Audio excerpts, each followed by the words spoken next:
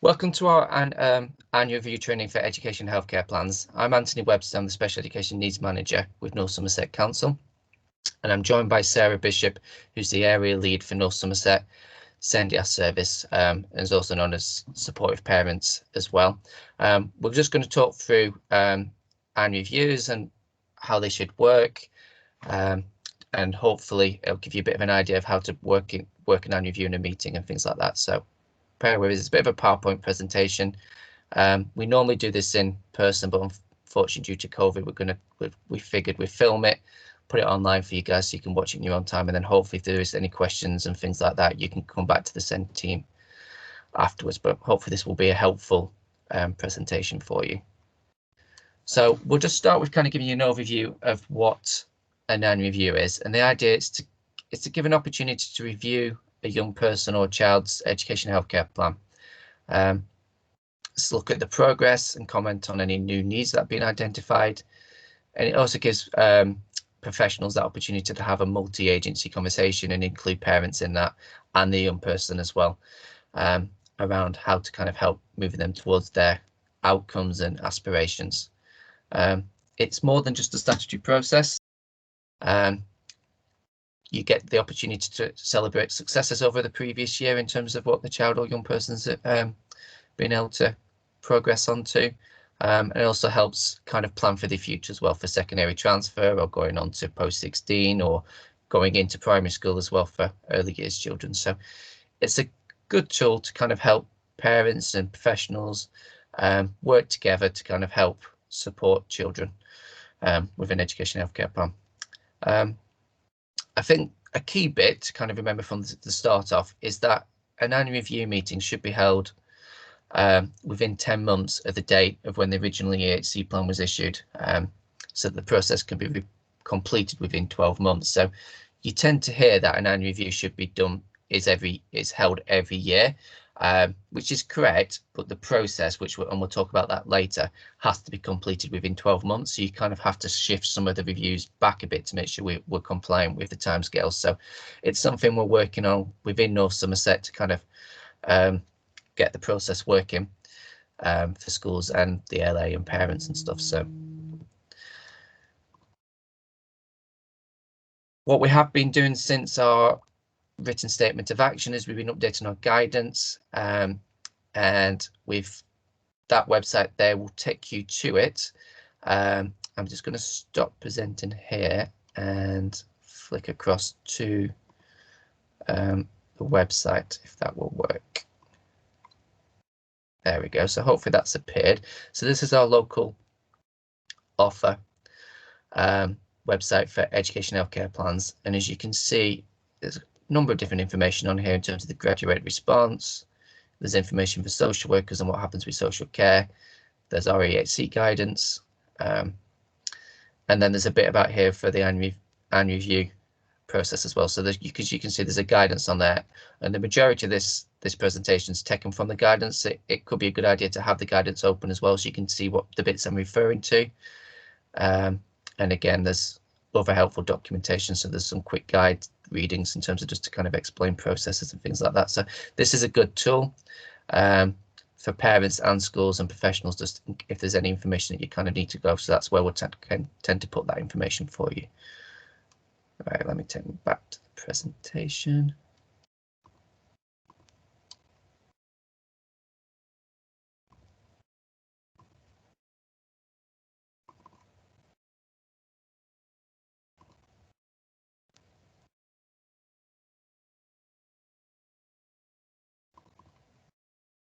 There we go, and I'm back again.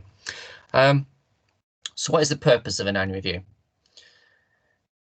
It's to help us kind of work out how a young person or child's working towards their outcomes in the EHC plan, and we'll go on to that in a bit more detail in terms of outcomes and how we're going to try and measure them and help schools and parents understand if a young person is actually making progress towards those.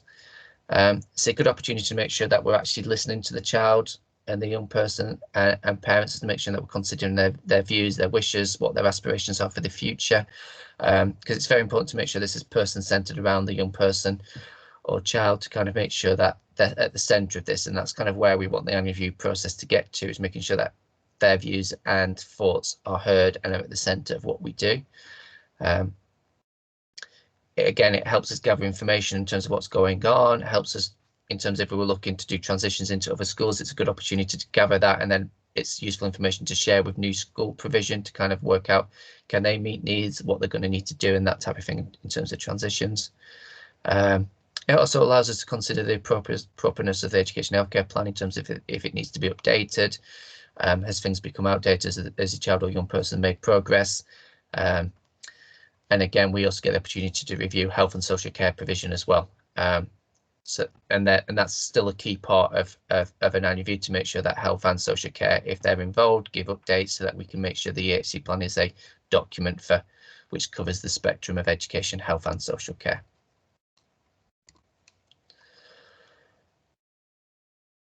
So again, I mentioned this right at the beginning, when do annual reviews need to take place? They need to be completed within 12 months of the last one.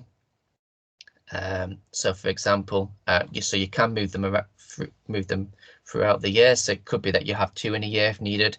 An easy example is for a secondary transfer child. We advise it's probably a good idea to have the annual review held in the autumn term of year 6. So you can have those discussions with parents and the young person around what they're thinking about in terms of a secondary school, and it can help plan that transition. And it kind of also ties in with when either secondary schools and special schools hold their open days and things for parents to go and visit. So it's a good opportunity to do it about that period. In terms of the timescales and why I'm saying it has to be done within 12 months and you have to work backwards, is there is a timescale for the local authority to make sure we've actually completed the annual review within the correct timescales. So if we start with the annual, if we work in the middle of this bit for flow chart where you have the review meeting, if you work backwards, it's important to give invitations to professionals 2 weeks before the meeting, because the idea is you need to be able to have professionals able to give their reports, and they need to have time to pull them together. So that's why we go back to the beginning where we say 6 weeks before the meetings, start to have those conversations with professionals and parents to try and arrange a suitable date and time so we can then get those reports in. 4 weeks before the meeting, it's a good idea for the college or the school to kind of work with the young person or child to share their views and get their contribution toward the review. So making sure it's person-centered. We're working on some further guidance and some resources to try and help schools and colleges with gathering those views, because I know some schools have their own resources, but we're going to try and work with the parent groups and others to kind of co-produce some documents which might help that process as well.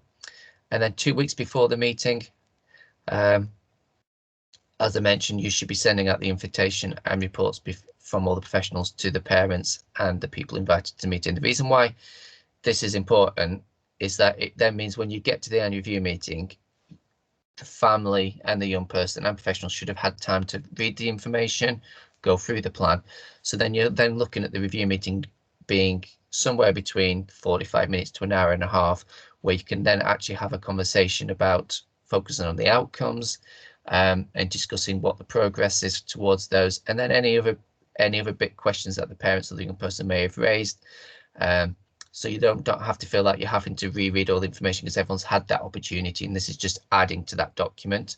And then the key bit for the local authority is that information does need to be sent back into us within 2 weeks of the meeting, and then the local authority has 4 weeks from the meeting to issue a notice of what we're going to do. So with an annual review, we have to make the decision if we're going to either make changes, keep it the same, or we could cease a plan if a young person's met all their outcomes or they've left education. So that bit's key, because we're expecting the Department of Education to start asking local authorities to start reporting on this data of how well we are complying with annual reviews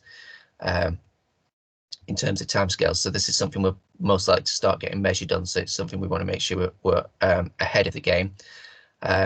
And then the one bit I didn't mention right at the beginning was 2 weeks before the beginning of terms. So we're talking old terms there, so 3 times a year.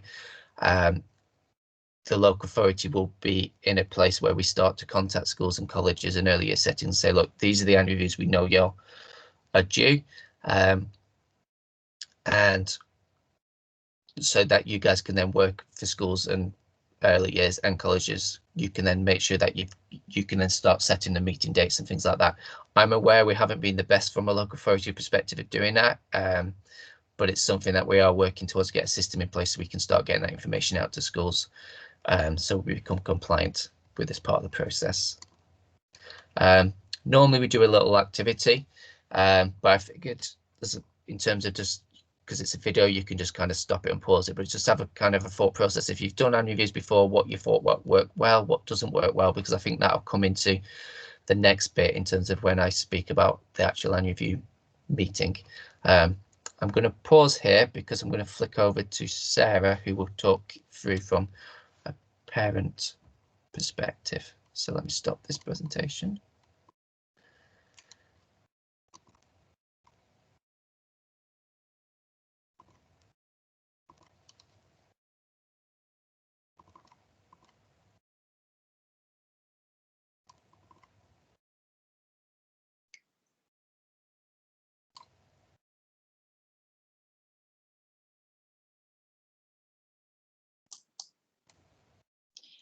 Thank you, Anthony.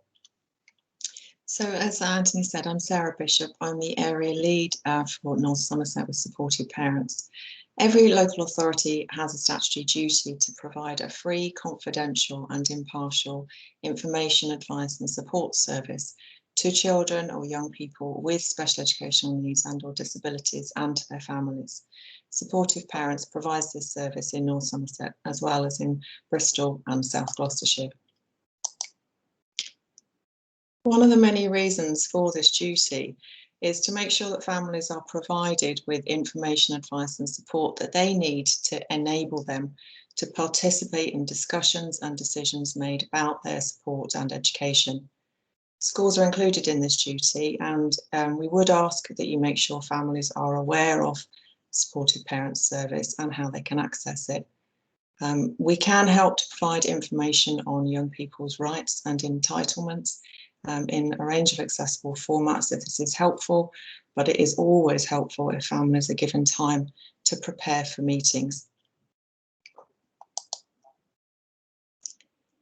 Over our 30 years of working with families, parents have commented upon their experiences of annual reviews, and these are just some of their common reflections.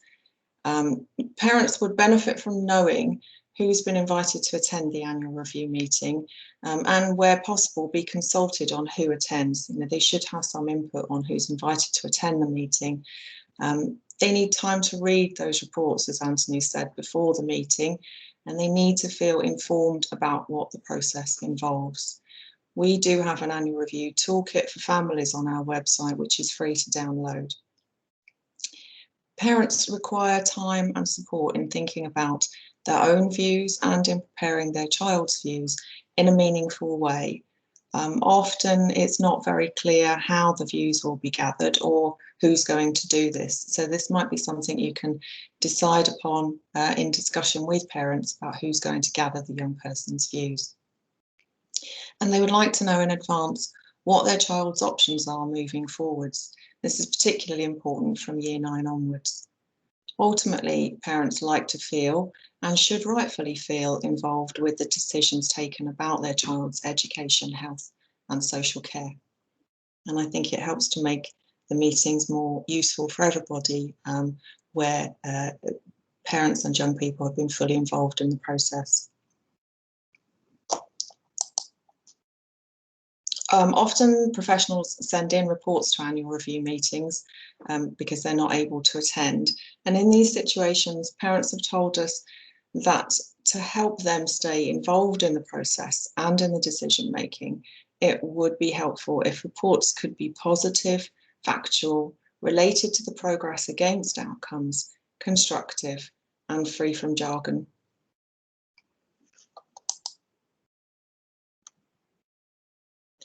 Children and young people are often left out of the annual review process, although I do think this is getting much better in North Somerset now. But it is a statutory requirement that reviews must take account of their views, wishes and feelings. Young people have told us that they often don't know what the review meeting is for. Some even tell us that they don't know if they have an EHCP or not, and that they don't know what their options are. Meetings can seem dull to young people, and there are often too many adults in the room, and this can make it difficult for them to say what they feel. So I would urge you to think about the layout of the room and whether it feels like a child-centred environment to enable them to feel free in expressing their views. Often young people need encouragement to express their views, believing that it doesn't matter what they think. But in those situations where we know that young people have been given the opportunity to contribute, sometimes using pictures or videos, this can really empower them and helps to make them involved with their decisions and to own those decisions moving forwards. Some young people will need support from an independent supporter to ensure that their views are acknowledged and valued. Schools and colleges often take the lead on making sure the child or young person's views are captured and valued, but where there's no capacity to do this, or where the child or young person themselves have requested independent support, supported parents can help with this. The Mental Capacity Act specifies that for those over 16, a young person should be assumed to have mental capacity to make decisions unless proved otherwise, and they should be given as much help as is needed to enable them to make their own decisions on issues which they have capacity to do so. Where a young person requires advocacy to support them to make their own decisions, supported parents can help. We can also support them to express their views on occasions where these may differ from others supporting them, either from within the local authority or from within the family.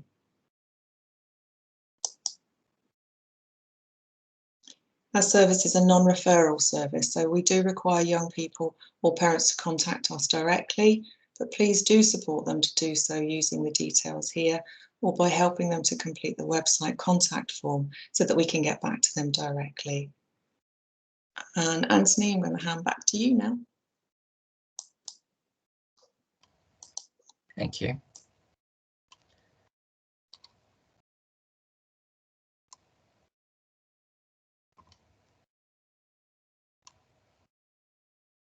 I'm just going to pull back up the PowerPoint.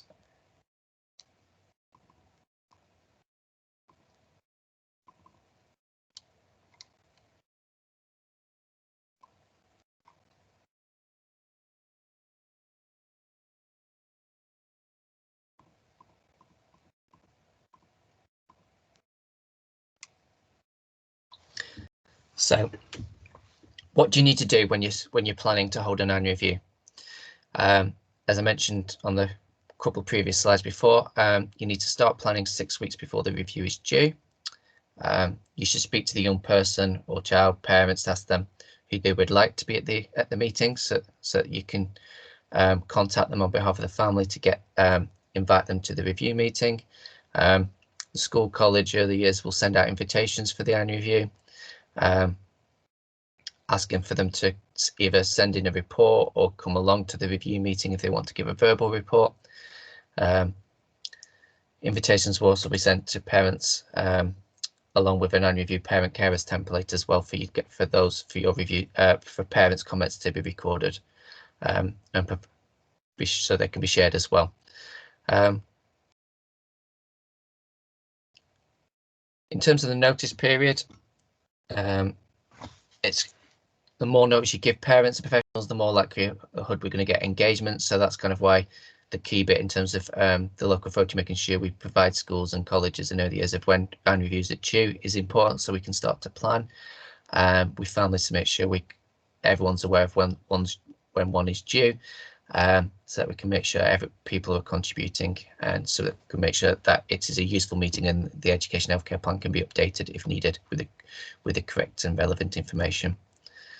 As Sarah mentioned, an annual review should be person-centered. So again, it's making sure that they're the centre of it, making sure their views and wishes are fully understood and are put forward when we're making decisions. This is important at any point in a child's life. But again, when we start talking in terms of colleges and post 16 and post 18, it's key that we make sure that we hear their views and look at how we can kind of help support that young person with achieving whatever outcome or aspiration that they have. So as I mentioned, the review meetings where all the attendees are able to discuss the reports and the data and the information that you've already had 2 weeks before the meeting. So again, it allows people to raise any points, any questions about any of the reports that have been provided by professionals. And then the major point of the annual review is in terms of then looking at focusing on the outcomes and working with a family and the professionals to kind of track where we are with them. So I'll be going on to the bit in terms of how we've put a system together in terms of a framework to kind of help support children and young people with identifying if they're actually making progress towards their outcomes, so that we can see if the provision's working. Because if they're not making any progress with their outcomes, then there's that it's highlighting that there might be an issue with the provision in place, so we can then start to review that and look at, do we need to get professionals in to kind of review what's going on in a more detailed way. I think it's important, the person who's chairing the meeting, is that you avoid using jargon, keep it plain and simple, think of a creative way to try and engage the child or young person. So sometimes schools will get a young person in at the beginning and share a video about who they are or what they've done, or they come in halfway through and they've drawn pictures about what things like that. So it depends on the child, because it has to be unique for them, but if it's thinking outside the box of how we can include them. Some of them like to be in for the entire meeting and quite happy to sit there and listen and ask questions as you go. So it just depends, but we do ask you to have those times where you think about how best to include them, and speaking to parents as well about what they think is appropriate as well, because obviously sometimes there might be things that need to be discussed, which the child or young person might not be appropriate for them to hear if it's talking about a change of a placement or risk of breakdown. So sometimes that's where there needs to be common sense, but again, it's always making sure we keep them at the centre and thinking about how we can make sure they're included in those discussions and decisions. In terms of the end process,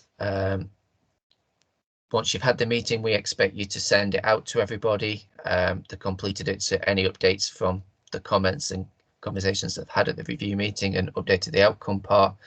It needs to be sent out to everybody who attended or was invited within 2 weeks of the review meeting, and it also needs to be sent in via an encrypted email to North Somerset Council, and our email address there is annual.reviews@n-somerset.gov.uk. So it's all on our local offer webpage as well, but it just allows us to track the annual reviews coming into the system, so we can make sure we get them out within the 4 weeks.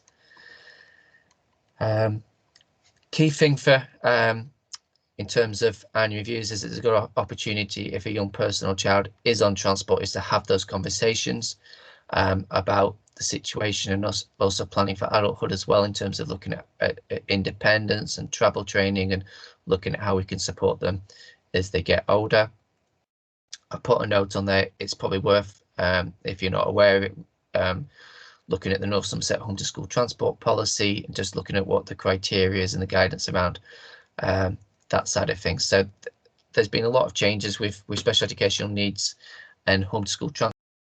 So it's worth talking to the Integrated Transport Unit for more information, but they do now have like a journey care plan, which for parents to fill out. So if things change, it's worth mentioning that at the annual review, so you can then go back and update that transport journey care plan, just to make sure that everybody who's providing that transport is aware of any significant changes and needs to make sure that we are putting on transport which is suitable and is meeting needs. So it's just being aware of that's a good time to have those discussions at the review meeting.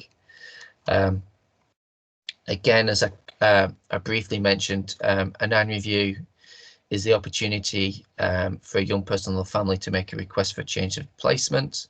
Again, this can be a year 6 secondary transfer, or a year 11 going on to post 16 as well, can be that opportunity.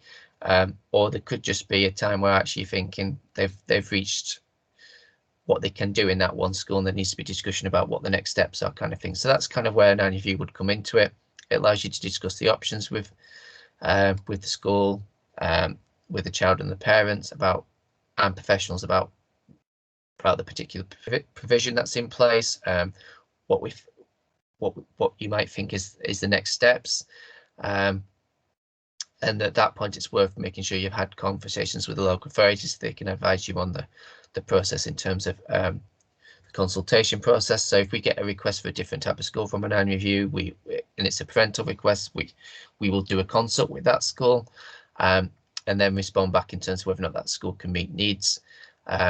We will look to give a parent their parental preference unless we think it's not suitable, or there's an inefficient use of resource conversation to be had, or there's an impact in terms of the other children in the school and it just won't fit, kind of thing. But the SEND team and the SEND officers will have those conversations with parents and schools around that, and hopefully navigate the families through that process and schools in terms of how it works.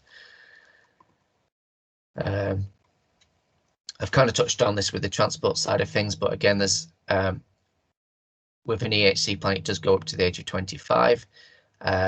So again, it's all about looking at how we move a young person into adulthood, and this needs to start in year 8/year 9 in terms of looking at making sure we've looked at education, training, employment, independent living, participation in society, their health.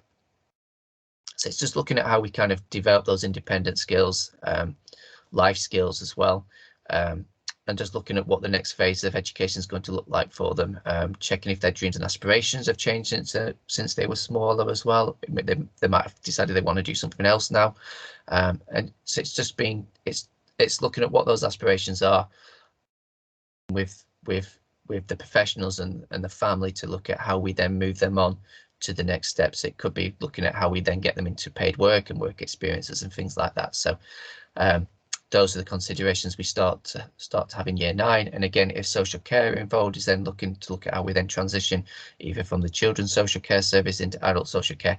And those are the conversations we expect to have in year 9, 10. So it's not a shock to the system, but there's a nice graduated process for people. And North Somerset are in the process of having a new transitions process between children's and adult social care, which is coming online as well to kind of help ease that process. Right, so the biggest change with our annual review documentation is the outcome section. So in terms of the annual review template that we've designed for schools to help this process, there's a table now that we've put in there which allows you to put in the outcomes from the EHC plan, and then we have this rating system to kind of look at how a young person is working towards those outcomes.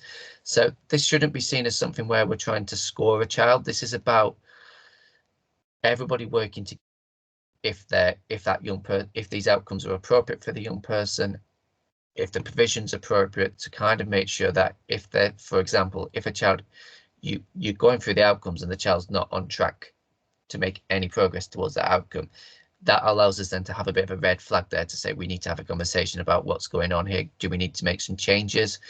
Is the outcome not specific enough? Is that why we don't think we can measure it properly, or is actually something's not working and we need to put a different type of provision in? It could also allow the local authorities an area, if we deem that there's actually, if we track all this data in the next few years, we might be able to start looking at some trends and see if there's actually an area that actually we could then tell actually that children in North Somerset actually don't make a lot of progress, say for example in the social and emotional mental health outcomes, and we then need to look at what's gone wrong there, so we can then start to kind of respond and look at what services we might need to add into there and support, kind of thing. So I think it's going to be a good tool if and there'll be further training around outcomes, because I know it's a big area, and I'm going to touch base on it a bit more detail, but there will be a separate training on outcomes coming out hopefully next year. So again, just some tips about outcomes. in terms of that part of the table. Again, if you don't have a Word document of the Education Healthcare Plan, you can contact the SEND team and we can provide you with a copy, so that makes it a bit easier to copy the outcomes into the annual review documents, so rather than you having to retype everything out. We then expect to kind of, with the school and the parents and the professionals, to go through those outcomes to kind of then provide evidence about how you think they've met or made progress towards those outcomes. So again, this is a lot easier when your outcomes are SMART, and we'll touch base on that. And then it's just providing evidence at the back of the annual review, just to kind of evidence what you've done in terms of any support that's being put in place to help do that. So it could be timetables showing group sizes or alternative access arrangements and things like that. So the other part of writing outcomes is, in North Somerset, we've worked together with social care, health, parents, education. Don't think I've missed anybody. There's a number of different professionals. If I've missed anyone, my apologies. To come up with a framework for outcomes. So the idea behind this is it sits within the education healthcare process, but again, it could be something that you use at, say, school support level, or if you're working with a young person who doesn't have an EHC plan, there is no reason why you can't start to think using outcomes. So we've put them into 4 themes, just as a overarching area. And the reason behind this is just so we can, the idea is it's about developing a young person from 0 all the way up to 25 to kind of help make them reach their potential. Our next slide should tell me, there we go. So the 4 themes are skills for living and independence, connecting people around me, health and well-being, learning and achieving. When you look at the annual review template, we ask you just to kind of reflect and say, where does the outcome, say in learning, fit in there? I'm aware, and we've had many discussions around this, that sometimes an outcome could fit in multiple of these different themes. So I've no problem if you say, for example, that you say actually there's a learning outcome and it actually ticks boxes for both learning and achievement and actually connecting with people around me. You can just flag that it fits into the blue and the red theme. That's not a problem. It's you don't have to pigeonhole them into one box. So the idea behind this is just so we can kind of have an idea of making sure we work towards those aspirations and independence going into adulthood. And again, as I mentioned, there will be a bit more deep training on the themes and outcome trainings coming out later. What I thought would be a good idea is just to focus on what is a good outcome. Code of practice is helpful. As you can see there, it does actually outline what an outcome should be defined as. And again, you always see this word SMART, which again, SMART, measurable. You should be able to assess it, and there should be target time driven as well, kind of thing. So again, it's important that those are, you focus on those, and when you write an outcome, you keep that in the back of your mind. So why do we develop outcomes? It's to break down often complex aspirations.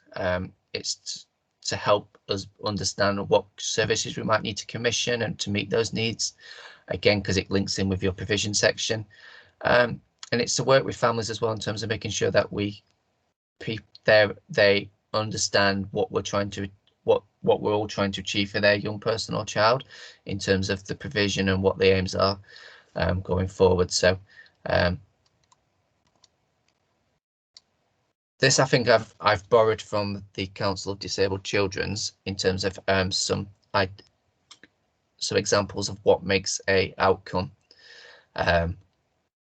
What is an outcome, and what is a SMART outcome? So you can see, and be honest here, some of the outcomes in our education healthcare plans will look like the ones in the left-hand column in terms of improved communication skills. So Emil can make friends.